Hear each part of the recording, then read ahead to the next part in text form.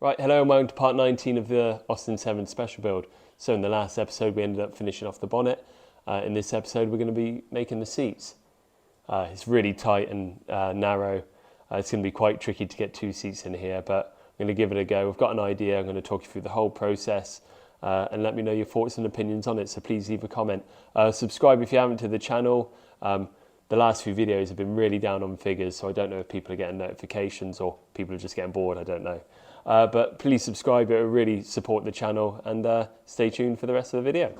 Right, so like all things on this car, everything starts with a cardboard template and then I make a one-off to see if I'm in the right ballpark for this.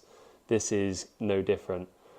The challenge I've had is I wanted to sit lower in the car because there's a lot of specials that have the flooring on top of the chassis, then you have your seat base or maybe a seat runner, and then your padding or your infill, whatever you want to call it. So you end up probably sitting above the chassis like 4 to 6 inches, depending on the seat that people put in, and that like you're going to be sticking out the car a hell of a lot. And I wanted to avoid that because I think it just looks awful.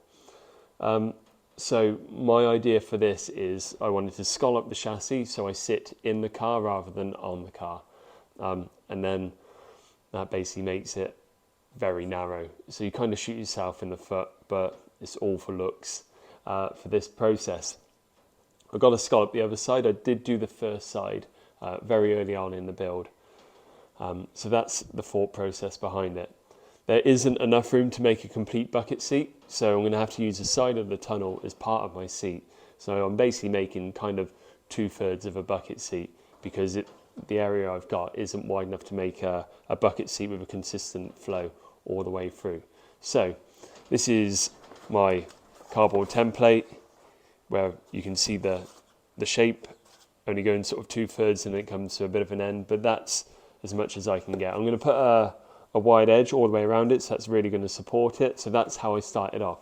So I've made a first off here, and I'm going to end up keeping the seat, so I was really happy with how it actually turned out. So much so, what I'm going to do is make a mirror image and do it that side. So I've got to scallop it out. I'm going to use this as my template and then make the exact same seat, a little bit longer because you're going to be sat a bit further back, so the passenger should have a lot more room than the driver. So that's the whole thought process. So this is my end design. I'll quickly just show you around, and I'm going to talk you through the process and how I ended up making this.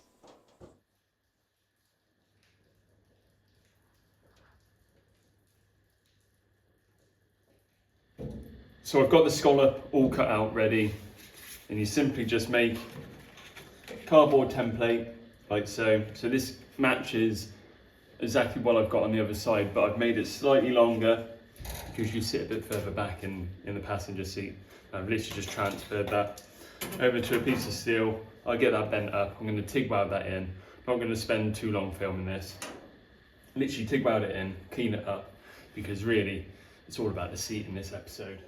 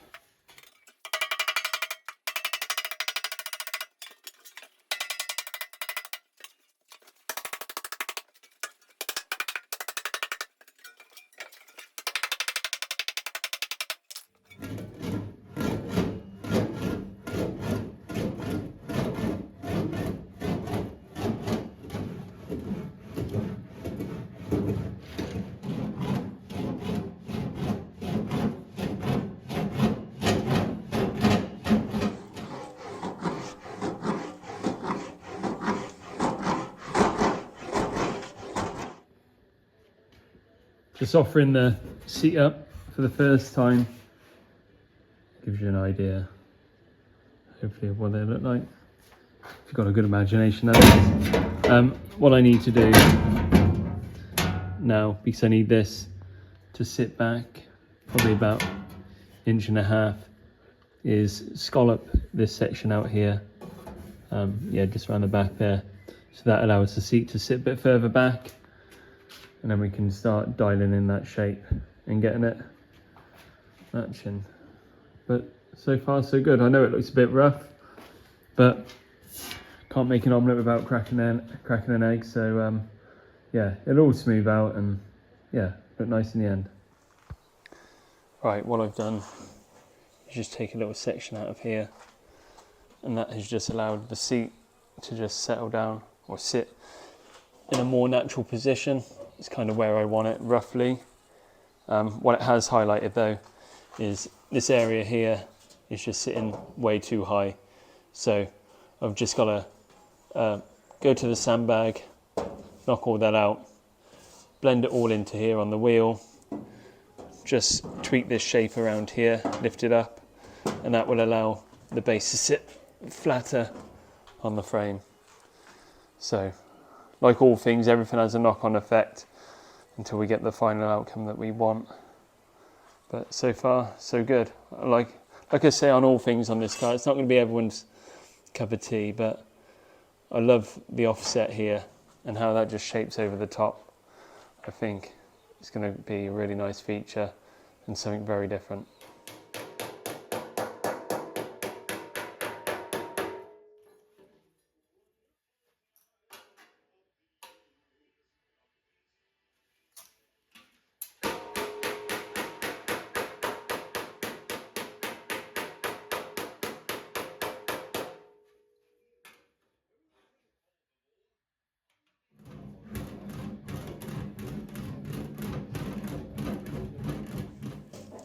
Right, so moving swiftly on, what I've done is make a template off the back of this seat here.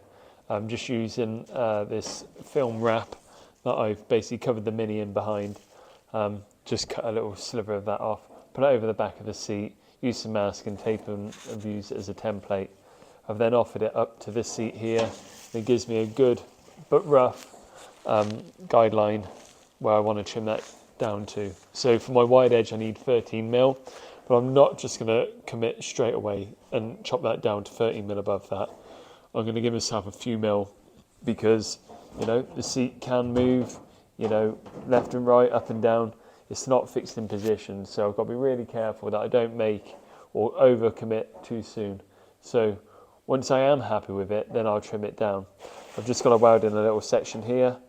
Once that's all done and cleaned off, and I am happy with the gap around the seat, and it does mirror image the driver's seat, that's when I'll then commit to folding it over and getting it ready for doing the wide edge.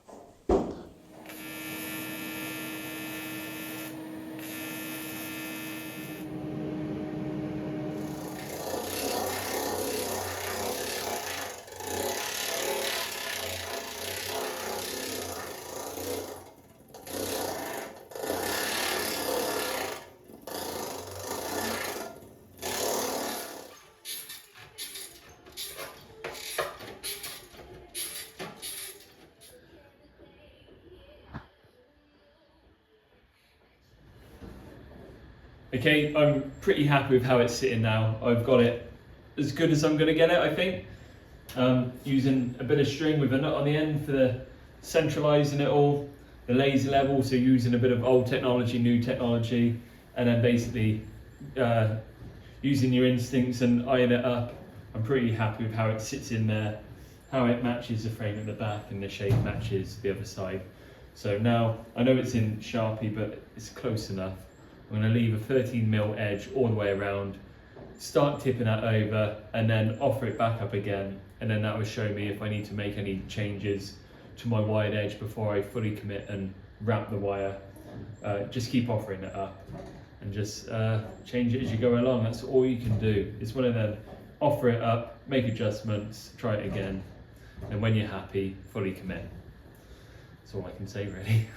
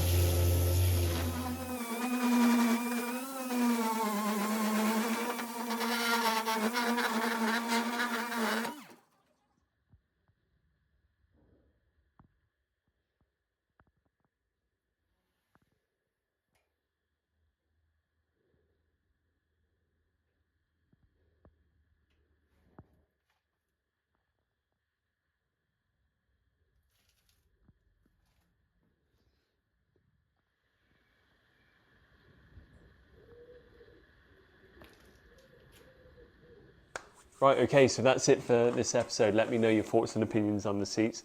I'm really happy with how they've turned out. I really like the way it's all scalloped around the tunnel.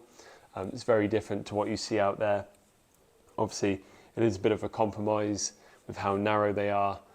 That's my fault because I want to sit lower in the car, but you know, there are other ways of sitting lower in the car, but keeping the chassis set up and the suspension set up like this, this is how I've had to go about it.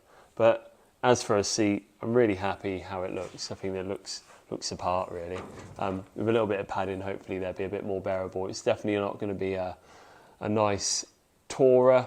It's more going to be of a blast in the country or up a hill. And well, you never know if I can get it eligible for the historic 750. It might be out on track next year, but there's a few things that we've got to try and sort out. That's being a bit difficult at the moment to get the car eligible for that. So I'll keep you posted on that as I find out more information. But yeah, that's pretty much it. Please like, comment, subscribe and all that jazz. If hopefully I can build up the traction on the channel and get the viewing figures up again. So with all your help, hopefully that get back to normal. I'll give a quick plug for the t-shirts. They're over on the shop, the Austin 7 special ones, and hopefully I've got the slappers on there this time if I've sorted out the postage in time. And that is pretty much it for this episode. So I would say I'll be doing the fuel tank next, but exciting news about that. I've been asked to feature on a TV show. I don't even know what it's called or who the presenter is yet, but I just got contacted about that, and I'm going to be making the fuel tank in the next coming weeks on that.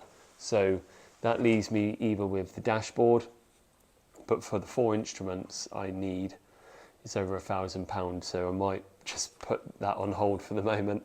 And I don't know, what else is there? Maybe the bulkhead. I might start the bulkhead, because that's a really important thing to get dialed into place. So hopefully episode 20 is that, but loads to do, loads to be getting on with. So on that note, I'll see you in the next video. Ciao.